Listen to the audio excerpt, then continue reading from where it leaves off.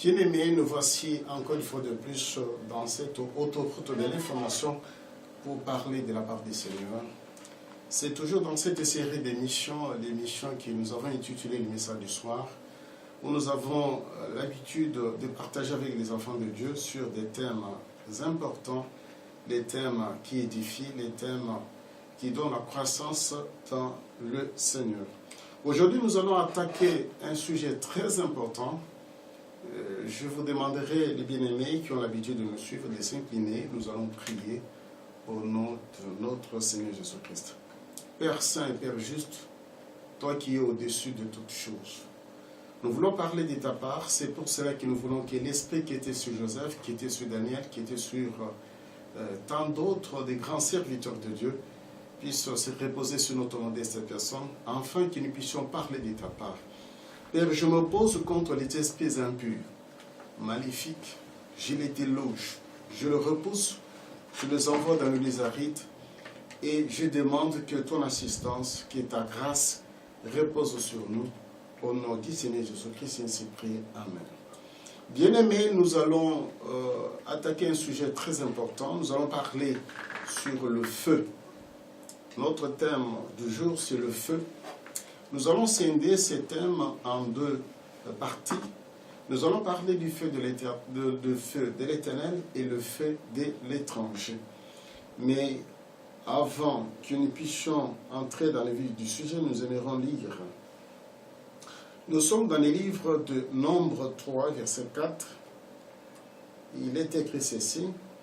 Nadab et Abidiu moururent devant l'Éternel lorsqu'ils apportèrent devant l'Éternel du feu étranger dans le désert de Sinaï. Ils n'avaient point de fils. Éléazar et Ithamar exerçaient le sacerdoce en présence d'Aaron, leur père. Ici, bien aimés, nous avons dit que nous allons présenter ce thème sous des volets. Le volet que nous avons intitulé le feu étranger et l'autre le feu de l'Éternel. Le feu étranger, bien aimé, ici nous voulons édifier les enfants de Dieu que lorsque nous parlons de feu, ce n'est pas l'apanage de notre Seigneur, mais de l'autre côté, ici je voulais utiliser un langage codé, un langage spirituel. C'est-à-dire que le monde spirituel est composé de deux parties. Il y a le négatif, il y a le positif. Le positif, c'est ce que moi j'appelle du côté de notre Seigneur. Et du côté négatif, c'est du côté de Satan avec ses acolytes. Et de l'autre côté, eux aussi, ils ont ce qu'ils appellent aussi le feu. Parce que la Bible nous dit dans le livre d'Apocalypse 13 que la bête qui monte de la terre fera aussi des prodiges. Et fera en sorte que le feu puisse descendre du ciel pour que les gens puissent admirer. Mais ça, c'est dans le futur. Mais présentement, parce que la Bible nous dit, pour les bien-aimés qui ont l'habitude de lire les Écritures saintes, ils vont remarquer que dans le livre d'Exode, bien sûr, ceux qui ont l'habitude de lire la Bible appelée Scofites, c'est bien intitulé le spiritisme. Le Seigneur interdit aux enfants d'Israël, il a dit que vous allez entrer dans une terre, une bonne terre. Mais sachez que dans cette terre, vous allez trouver les gens qui vont passer leurs enfants par le feu. Et ces gens qui sont appelés, comme on les dit, des négromanciers qui invoquent le mort, toi Israël, ne fais pas ça. Ça veut dire quoi? Ça veut dire qu'actuellement, il y a aussi des gens qui invoquent le feu et qui manipulent le feu, mais ce n'est pas dans le but, n'est-ce pas, d'amener les gens vers le Seigneur, mais c'est dans le but de désorienter les gens vers d'autres voies qui ne sont pas de voies meilleures. C'est ainsi que nous parlons, ce feu-là, c'est ce qu'on appelle le feu étranger. Dans les domaines spirituels, il y a aussi le feu que nous appelons le feu étranger, que l'ennemi utilise d'une façon pour désorienter les enfants de Dieu. Vous allez trouver même actuellement, il y a ceux qui se croient, ceux qui prétendent être des hommes de Dieu, mais en réalité, ils ont ce qu'on appelle le feu étranger. Ici, nous voyons les deux fils de Aaron. C'était leur première fois. Au lieu d'utiliser le feu rayonnement de l'Éternel, ils ont utilisé ce qu'on appelle le feu étranger. Étranger, c'est par rapport aux promesses, c'est par rapport à la vie de Dieu, c'est par rapport au travail même qu'on devait faire dans les sanctuaires ou dans le tabernacle. Donc, si c'était dans ces temps-là, dans les temps présents, le moment que nous sommes en train de traverser, il y a aussi des gens qui ont amené ces faits-là dans la maison de l'Éternel.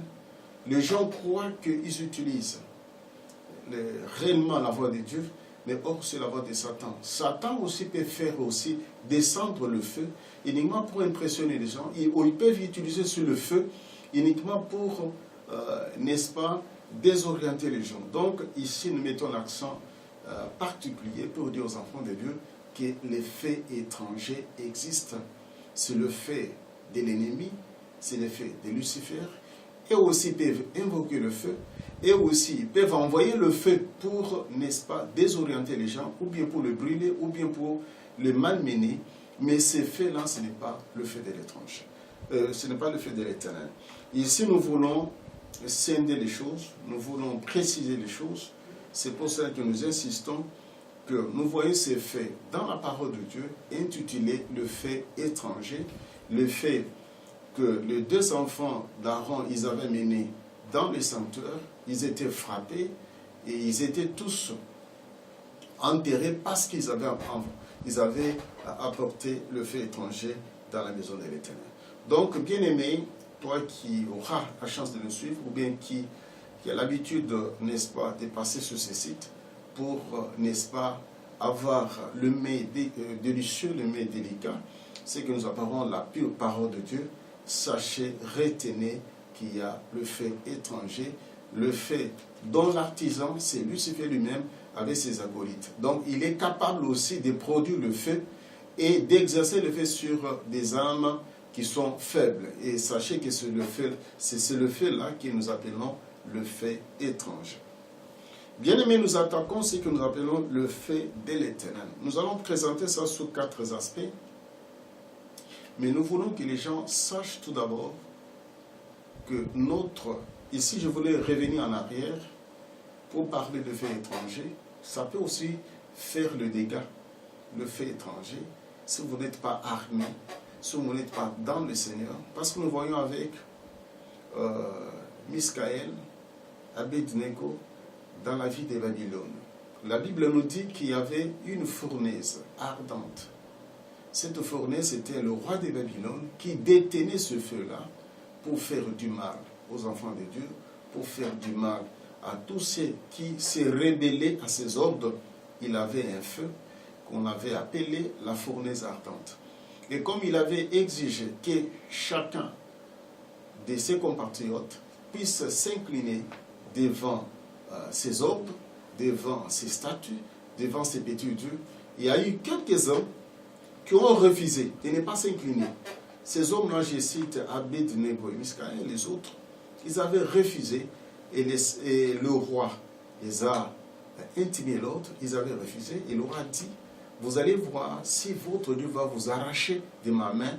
Il a demandé qu'on puisse chauffer 7 fois plus pour qu'il puisse le plonger dans cette fournaise ardente.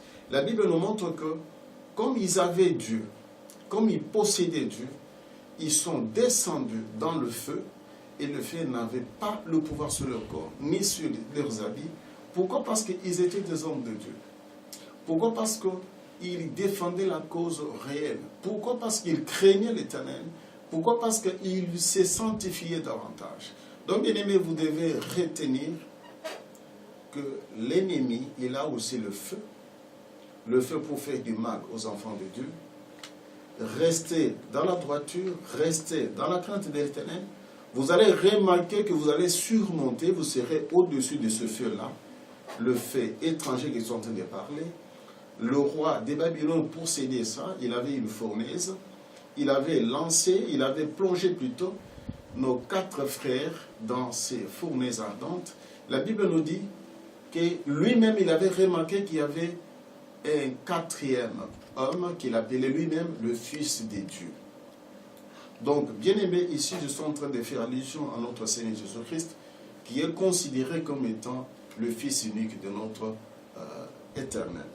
Donc, si vous avez Dieu, si Dieu est de votre côté, si vous le craignez, parce que la Bible nous dit que l'ange de l'Éternel campe tout autour de ceux qui le craignent. Et si vous êtes avec l'Éternel, vous le craignez, vous vous sanctifiez, vous êtes obéissant à la parole de Dieu, Dieu va vous accompagner et ce fait étranger ne fera rien sur votre corps, comme fait le cas avec Abednego, comme fait le cas avec Miskaï et les autres. La Bible nous dit qu'ils étaient sortis avec leurs habits, sains et saufs, dans la fournaise ardente. Mais lorsqu'on a plongé leurs accusateurs, la Bible nous dit qu'avant qu'ils descendent, leurs habits étaient déjà brûlés. Pour vous montrer que ce fait la paix vous fait aussi du mal. Si vous n'êtes pas dans la droiture, si vous n'êtes pas dans la bonne direction, et si vous ne nous sanctifiez pas, sachez que ce fait étranger aura de répercussions sur votre corps, aura des répercussions sur votre modeste personne. C'est pour cela qu'il faut tirer attention, il faut craindre l'Éternel, il faut marcher dans sa voie pour que le fait étranger ne puisse pas avoir d'influence sur votre modeste personne. Ici, nous attaquons le fait de l'Éternel. Je venais de le dire tantôt que nous allons parler ça sur 4 aspects. Nous allons parler tout d'abord de ce qu'on appelle la flamme de feu. La flamme de feu, c'est recommandé pour tout enfant de Dieu, pour tous ceux qui embrassent le christianisme, pour tous ceux qui aiment l'avènement de notre Seigneur. Ça, c'est dans les Psaumes 4, verset 4, il est dit ceci: il fait de ses serviteurs de flammes de feu. Bien-aimés, si vous êtes déjà dans la maison du Père éternel, sachez que c'est une promesse. Il faut demander à Dieu, il faut formuler des prières, il faut gêner, il faut prier pour que vous puissiez atteindre la dimension de la flamme de feu. C'est très important. Nous voyons ça même dans les livres d'Hébreux. Nous pouvons lire pour les bien-aimés. Vous m'excuserez, nous allons lire. C'est très important. De plus, il dit des anges, celui qui fait de ses anges devant de ses serviteurs une flamme de feu. Ça, c'est la parole de Dieu. Nous sommes dans Hébreux 1, verset 7. C'est l'Éternel qui fait de ses serviteurs de flammes de feu. Donc, ici, je voulais dire que celui qui est dans la maison du Père, vous êtes un homme, vous êtes un serviteur, vous êtes une femme, vous êtes une servante du Seigneur. Et tant que vous êtes dans la maison du Père, tant que vous le vénérez, tant que vous êtes en train de le suivre, sachez qu'il y a une promesse. La promesse, c'est de devenir de flammes de feu. Bien-aimé, si vous êtes une flamme de feu, c'est en ce moment-là que l'ennemi peut te craindre. C'est en ce moment que l'ennemi peut reculer et peut te donner du respect. C'est lorsque vous êtes déjà arrivé à l'étape de la flamme de feu. Nous le voyons avec l'homme de Dieu. J'ai cité Élie. La Bible dit qu'il était capable, lui-même il représentait le feu, parce qu'il était déjà arrivé à cette étape-là que nous appelons la flamme de feu. Or, Élie, il était un homme comme toi, comme moi, comme les autres. Donc, c'est parce qu'il s'est donné une certaine discipline, c'est ainsi qu'il avait atteint ce niveau-là. Et c'est une recommandation. Si vous lisez dans le livre des Psaumes 104, verset 4, vous lisez aussi dans le livre des Hébreux 1, verset 7, c'est une promesse. Et la Bible nous dit qu'il y fait.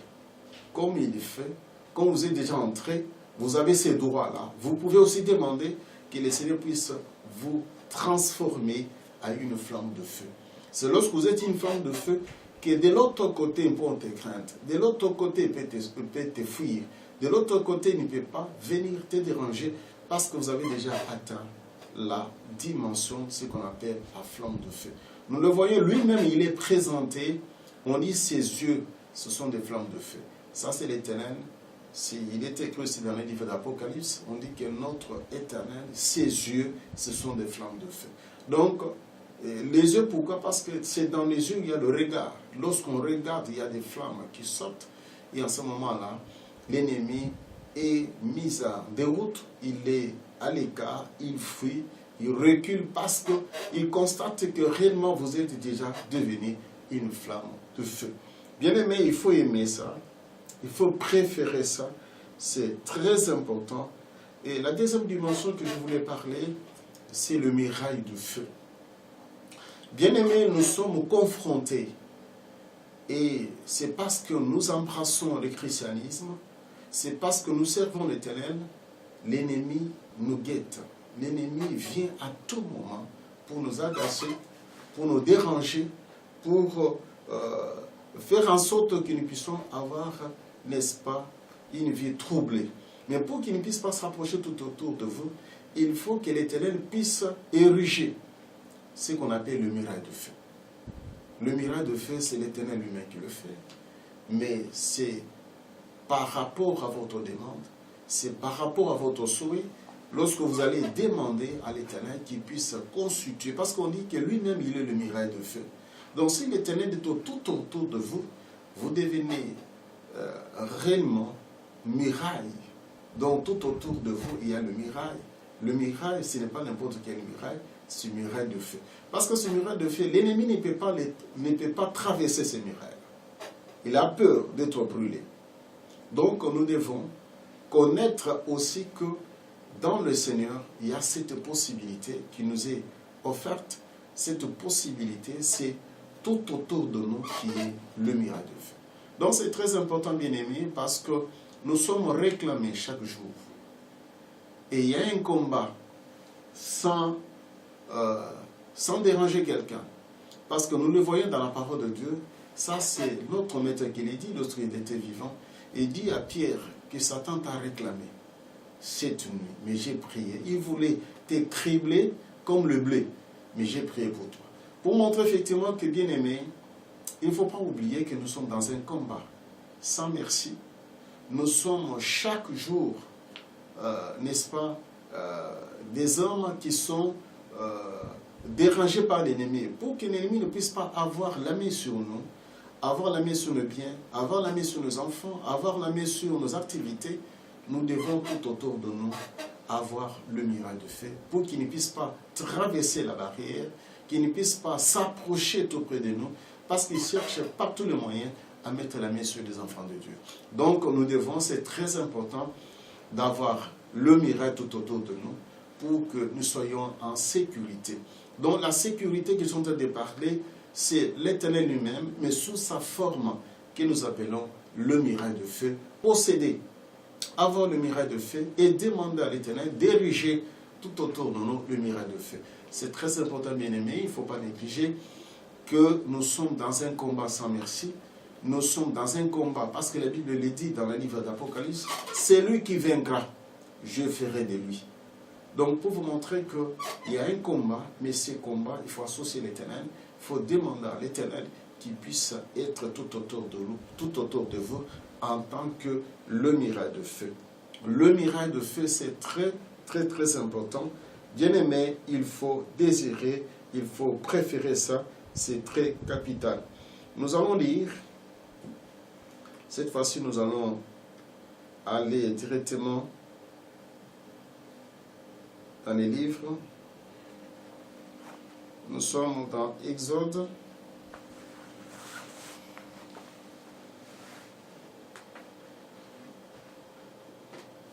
On dit la nuée de l'Éternel était de jour sur le tabernacle et de nuit, il y avait un feu aux yeux de toute la maison d'Israël pendant toute leur marche. Ici, on est en train de nous montrer effectivement que l'Éternel lui-même, c'est un feu. Il marche avec ses siens dans le feu. Et c'est pour cela que nous avons parlé qu'il est tout autour de ses bien-aimés. Il les entoure avec le feu en tant que le muraille. Le muraille, c'est pour le protéger contre l'ennemi. Bien-aimés, sachez que dans ces mondes, nous avons deux côtés, le côté négatif et le côté positif. Les côtés négatifs, ils ont aussi leurs devoirs, les obligations. C'est-à-dire que leur devoir et leurs obligations, c'est de poursuivre les enfants de Dieu, de les maltraiter pour montrer qu'ils sont très forts. Alors de l'autre côté, nous devons aussi posséder le feu que nous sommes en train de parler. C'est-à-dire ici nous sommes en train de parler, de mettre l'accent sur le muraille de feu, que ce muraille nous accompagne tout au long de notre marche, tout au long de notre vie, que nous puissions nous sentir réellement en sécurité. Et ici je suis en train d'ouvrir encore une autre parenthèse. C'est parce que la fois passée, ou bien d'autres fois que je passe, sur le média, je mets beaucoup l'accent sur les 3 choses importantes, la vision, l'ouïe et le toucher. C'est-à-dire que si vous voyez, c'est très important, vous allez voir effectivement que non, je suis en sécurité, il y a le miracle. Le Seigneur peut vous ouvrir les yeux pour voir ça, ce que nous sommes en train de parler, ce n'est pas utopique, ce n'est pas des fables, ce n'est pas des contes, mais ce sont des choses réelles. Donc vous devez les vivre dans votre vie. Il faut que l'Éternel puisse ériger le miracle de feu pour que vos ennemis ne puissent pas mettre la main sur vous. Parce que l'ennemi, il a le besoin, c'est son besoin, de mettre la main sur les enfants de Dieu, de les maltraiter, de leur faire du mal. Nous venons de lire, nous venons de parler plutôt de Miskaël, d'Abednego, qui n'avons rien fait dans la vie de Babylone, mais comme il y avait leurs ennemis qui voulaient à tout prix qu'ils soient plongés dans la fournaise ardente, on l'a fait. Mais comme ils craignaient l'Éternel, comme ils marchaient dans la sainteté, dans la droiture, le feu étranger n'avait pas d'influence sur le corps. Donc ici, vous devez réellement formuler des prières, faire des prières pour que le Seigneur puisse ériger tout autour de vous le miracle de feu. Nous allons parler du 3e aspect. Notre Éternel, il est ce qu'on appelle le feu dévorant. Et comme il est le feu dévorant, il doit marcher devant nous. Ce feu dévorant marche devant nous parce qu'on dit devant c'est le feu dévorant. Tout autour de nous, c'est la muraille de feu et derrière nous, c'est la flamme brûlante. Donc nous devons retenir ces 3 éléments. Il y a devant, tout autour et derrière. Donc devant, c'est le feu dévorant. Tout autour, c'est le miracle de feu. Et derrière, c'est la flamme brûlante. Donc, nous devons, bien aimer dans notre marche, dans notre vie sur terre, dans la vie courante que nous menons, nous voulons associer l'Éternel, que l'Éternel soit au devant en tant que le feu dévorant. C'est-à-dire que pour dévorer, pour consumer tout ce qui est, n'est-ce pas, tout ce qui constitue des obstacles, tout ce qui est du mal, que l'ennemi a déjà dressé des embûches sur votre parcours, que le feu puisse balayer, que le feu puisse brûler. Donc, il faut associer l'Éternel, c'est lui-même qui est le feu dévorant. Nous remarquons avec notre bien-aimé, notre aîné dans la foi, je l'aime beaucoup, et lorsque je prêche, je cite toujours son nom, c'est le grand prophète, le prophète majeur, le prophète Élie. La Bible nous dit qu'Élie, même avant de quitter la terre, la Bible dit qu'on a vu le char de feu, que l'on prit. Donc parce qu'il était déjà habitué au feu, et il devait partir qu'avec le feu, parce que c'est Élie qui a demandé que le feu puisse descendre du ciel pour brûler les hommes, ses ennemis, le chef des 50. La Bible dit que Élie l'a fait 2 fois. Et la 3e fois, le chef des 50 a dit non, l'homme de Dieu, pardonne-nous, n'invoque pas le feu, que le feu ne puisse pas descendre. Bien aimé, ici c'est pour éclaircir, c'est pour éclairer les hommes, que lorsqu'on invoque le feu de l'Éternel, ça dit qu'on invoque l'Éternel lui-même. Parce que c'est lui-même qui est le feu et qui descend. Parce qu'il y a des gens qui refusent. Oh non, nous ne voulons pas des prières où les gens sont en train de demander le feu. Non. Bien aimé, le feu symbolise l'Éternel lui-même. L'Éternel répond dans le feu, il agit par le feu, il exerce ses jugements par le feu. Donc nous devons aimer d'atteindre la dimension du feu, d'atteindre la dimension de la flamme brûlante, pour, n'est-ce pas, brûler tout ce que l'ennemi est en train de parsemer sur notre chemin, tout ce que l'ennemi est en train de dresser comme des embûches. Nous devons le consumer, mais le consumer avec quoi? Avec le feu de l'Éternel. Lorsqu'on parle de feu de l'Éternel, c'est l'Éternel lui-même. Ici, la Bible nous montre que le feu, que l'Éternel descendait sur le mont de Sinaï et les monts étaient environnés du feu. Et il y avait des tonnerres et des tremblements sur le mont de Sinaï. C'est ainsi qu'Israël ne s'approchait pas. Bien aimé, la dimension que je suis en train de vous amener, de vous demander, d'adhérer, c'est la dimension supérieure. Dès que vous atteignez cette dimension, on va vous respecter. et les hommes vont nous fuir. Et les hommes vont nous dire que non, vous avez embrassé la magie. Or que la magie, elle est inférieure. Parce que notre Seigneur, il est le Père des esprits. Il est au-dessus de toutes choses. Dans le livre des Colossiens, on dit que c'est lui qui a créé toutes choses, les invisibles et les visibles, les dominations et les principautés. Il a créé toutes choses. S'il a créé toutes choses, il est au-dessus de la magie. Il est au-dessus de la sorcellerie. Alors, il faut posséder, parce que tous ceux qui sont en train d'énumérer, ils ont aussi des petits feux pour déranger les enfants de Dieu. D'où nous devons posséder le grand feu, le feu qu'ils sont en train de parler, le feu suprême, le feu de l'Éternel, parce que lui-même, le feu. Donc il faut aimer sa bien-aimée, il faut désirer que l'Éternel soit de tes côtés, que l'Éternel soit devant en tant que le feu qui dévore dans votre vie. Parce que la vie, elle est émaillée de beaucoup de choses. Tant que nous sommes sur terre, nous sommes dans un combat perpétuel. Tant que nous sommes sur terre, nous sommes confrontés aux esprits. Nous serons en repos que le moment où on quittera cette terre des hommes. Ou au moment où la sonnette, la trompette sonnera, que ce jour-là nous allons quitter. C'est en ce moment-là que nous serons dans le repos éternel, que nous serons dans la félicité, nous serons réellement dans un endroit très calme. Mais pour le moment, nous sommes dans une terre des hommes, où Satan est en train d'opérer, où les sorciers sont en train de faire le travail, où les magiciens sont en train de faire le travail. De l'autre côté, nous, en tant que des enfants de Dieu, nous devons posséder le feu. C'est le feu qu'ils sont en train de parler, c'est le feu de l'Éternel. Le feu de l'Éternel, c'est l'Éternel lui-même. Donc, ici, je voulais que l'Éternel puisse apparaître dans votre vie en tant que le feu dévorant, pour dévorer vos ennemis, pour dévorer tout ce qu'on a parsemé sur votre chemin, tout ce qu'on a dressé comme des embûches.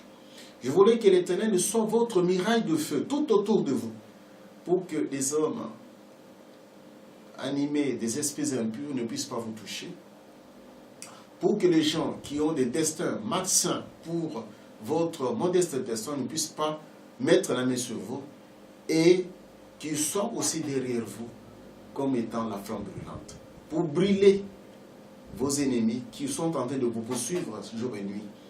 Et vous-même, je voudrais que vous puissiez être une flamme brûlante.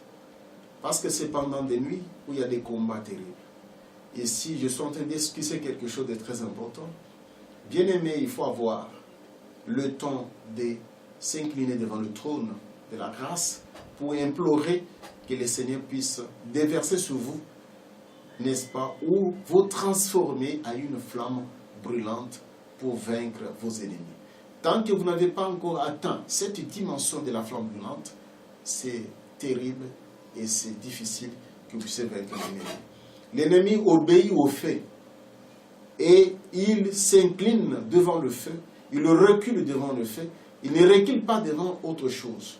Parce que nous voyons que l'ennemi était mis en déroute en Israël. Lorsque Élie il avait invoqué le feu, il a demandé qu'il y ait aussi des faux prophètes, qu'il y ait des prophètes et Baal, et lui, qui représentait le camp de l'Éternel, que le feu puisse descendre du ciel pour confirmer son ministère. Ah, bien-aimé, ici je m'adresse, je suis presque à la fin, je m'adresse aux bien-aimés, surtout des serviteurs.